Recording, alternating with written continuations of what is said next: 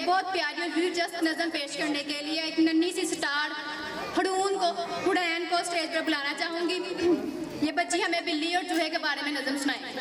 आए और जोरदार तालियां बजाकर उससे स्टेज पर वेलकम करें। ये बैठी ऊँघ रही थी, चूहे की पूंछ सूंघ रही थी। चूहा बीच लाकर बच्चों, कुछ कुछ कुछ कुछ वो वे 12 बच्चों।